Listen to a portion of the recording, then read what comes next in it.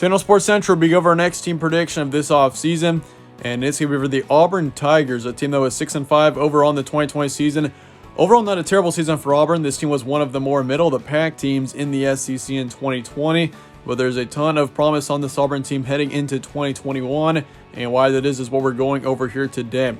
We're going to go ahead and get started with Auburn's final prediction. We'll be starting out with your season trends here today, looking back at 2020. This team was 6-5 once again overall. Not a terrible season for this team. I mean, it was a tough SEC conference last season. You had several teams at the top that were extremely talented. And for Auburn last season, I mean, there was some experience on this team, but they just did not have, enough experience to be able to be a top team in the conference. But once again, I mean, this team definitely shows some major potential going into next season, and we'll get into more about that in a second. But looking at 2020, this team was 6-5 once again, 2-3 in their first 5 games, 4-2 in their last 6. So this team did improve over the course of the 2020 season. Beat Arkansas 30-28. That was a good win. Beat Ole Miss 35-28, and that was actually a very good win there against Ole Miss. I mean, they were actually a pretty good team last season. Of course, they beat Indiana in their bowl game, and that was also a road game. So overall, good win there against Ole Miss. They also beat LSU 48-11. That was a huge win for Auburn. Absolutely destroyed LSU. Beat Tennessee 30-17. Beat Mississippi State as well 24-10. So once again, 6 wins last season. Not a terrible year for Auburn.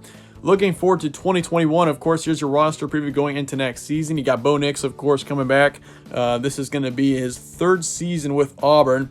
And overall, Bo Nix is definitely a player that I think has got a huge amount of potential going into next season. I like him quite a bit. Last season, he put up 2,400 yards, 12 touchdowns, 7 interceptions, and a 60% completion rate. So his stats aren't outstanding. He's definitely, I'd say, one of the more middle-of-the-pack quarterbacks, I'd say, in the SEC in general, just because of his completion rate. If he can improve that going into next season, that would be huge.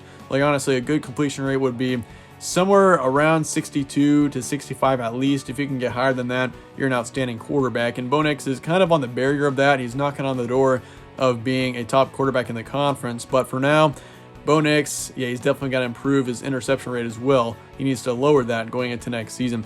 Tank Bigsby is coming back. He was their top running back last year. Sean Shivers also is going to be back for Auburn next season. Both of them combined for just over 1,200 yards last season. So overall running back core looks pretty good going into 2021. As for the receiving core, you lose 3 of your top receivers. Seth Williams, Anthony Schwartz, and Eli Stove all will not be back for next season. That is definitely the main concern that I have on this Auburn team, is in the receiving core. I mean, Bo Nix, you got him back, which he's definitely got potential. But for Bo Nix, the thing is about him is he's not going to have a very experienced receiving core going into next season. And that's something that is crucial to having a successful season as a quarterback. So, for the receiving core there with Seth Williams and Anthony Schwartz especially, both of those are going to be pretty tough losses. If you're looking at stats, these 3 receivers combined also for, it looks like just over 1,600 yards. So not a terrible season for all 3 of them. But once again, that will be tough for this Auburn team heading into 2021. Looking at the linebacking core, though, you lose 1 on there and 2 in the secondary. Overall, though, the thing about the receiving core, defensive production looks great. This team shows a ton of potential across the board. The receiving core, though, the only thing about the receiving core is there's a ton of depth in there. He's still got several receivers that are, one, coming in from recruiting, but also getting some experience under their belts, which is going to be huge heading into next season. So even though next season you're not going to have any very experienced receivers in your receiving core, next season you do have a ton of talent in there. So a ton of rising talent. So definitely be on the lookout for that. But otherwise, once again, defensive production looks great. Auburn looks pretty good overall in the returning production category. Of course, you got Brian Harsin. He's your new head coach, so it's going to be interesting to see how he does in his first year as head coach coming up here in 2021. So I definitely like Brian Harsin. I think he's going to do a good job with Auburn. Overall, it was kind of a surprise when he was hired, of all people, but Brian Harsin I definitely think is going to be a good coach for sure for Auburn. Decent depth across the board once again. Potential dark horse, though, heading into 2021. That's a big question that I'm sure most Auburn fans are kind of wondering, is whether or not Auburn can be a top team in the SEC next season. And I think Auburn next year is definitely a polarizing team in the fact that, a ton of the success around this team is going to surround Bo Nix. If Bo Nix is a great quarterback, if he plays really well, Auburn should be definitely a top team in the SEC next season. But if there's a lot of injuries, if Bo Nix isn't as good, this team might not be quite as good as many or as some are expecting. And I think Auburn next season is once again one of the teams with the most potential, but also a team with the potential to be a huge bust. And that's why it's such a tough team to predict, because of also your schedule. I mean, your schedule is really tough for next season. You got to play Penn State on the road in one of your non-conference games. You got LSU, of course, on the road. You got to play Georgia. You got to play Texas A&M as well, and Alabama. I mean, this is probably one of the toughest schedules, I'd say, in the SEC for sure. I mean, you got to play Alabama, of course.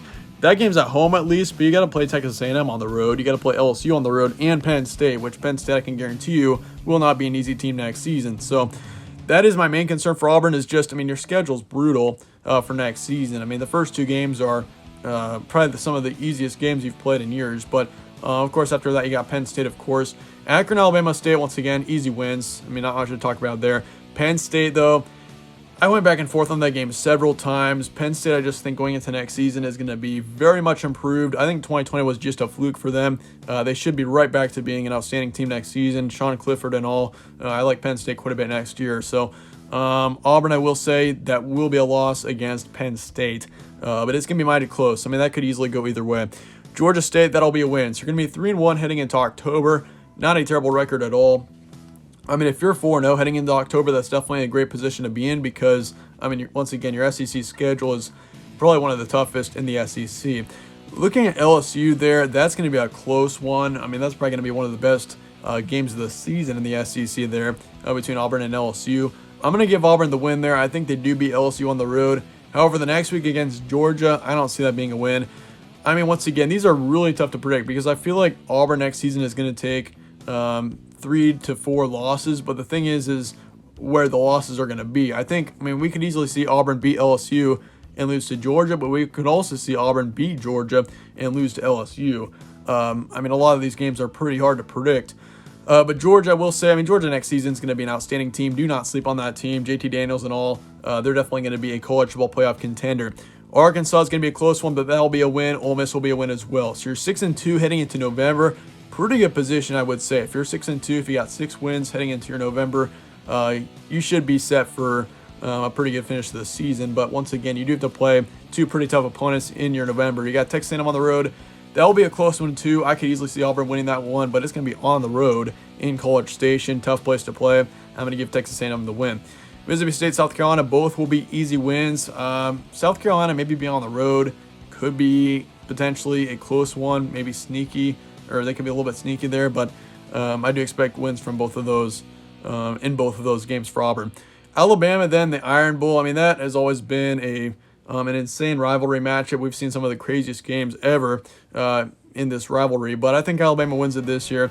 With it being at home in Auburn, potentially we could see maybe an upset there. I mean, who knows? But Alabama next season is going to be still an outstanding team until Nick Saban decides to retire. I mean, that team's going to be outstanding. So I'm going to give Alabama the win in that one. So your record prediction for next season is 8-4. Really, if you can get to 8 wins, especially with this brutal schedule, be happy with that, because that is a good record considering how tough of a schedule you've got. And really, I mean, this team has got potential. Like, they got talent to be a 9-win team for sure, maybe even a 10-win team. But I mean, it's going to be mighty tough with your schedule. But let me know your thoughts in the comments below on Auburn. I do appreciate you guys all watching. So if you enjoyed the preview, slap a like on it, subscribe as well, as it does help out the channel, and I really appreciate that. But once again, thanks again for watching. Stay tuned for more from All Sports Central. I'll see you guys later.